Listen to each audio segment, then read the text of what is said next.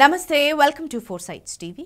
తనకు ప్రాణహాని ఉందని దివంగత మాజీ ఎంపీ వైఎస్ వివేకానందరెడ్డి కుమార్తె డాక్టర్ వైఎస్ సునీత సైబరాబాద్లోని సైబర్ క్రైమ్ పోలీసులకు ఫిర్యాదు చేశారు. ఈ మేరకు డీసీపీ శిల్పవల్లిని కలిసి ఫిర్యాదును సమర్పించారు. తనను చంపుతామంటూ కొందరు ఫేస్బుక్లో పోస్టులు పెడుతున్నారని, వారిపై తగిన చర్యలు తీసుకోవాలని ఆమె కోరినట్టు డీసీపీ చెప్పారు. దీనిపై తగిన చర్యలు తీసుకుంటామని వెల్లడించారు.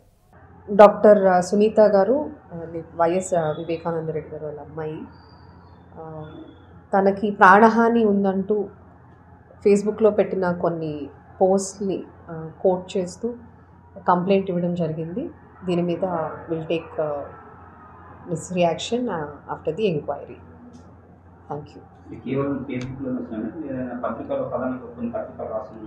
ఇప్పుడు ఇచ్చిన కంప్లైంట్ మనది సైబర్ క్రైమ్కి పర్టైనింగ్ టు ఓన్లీ ఫేస్బుక్.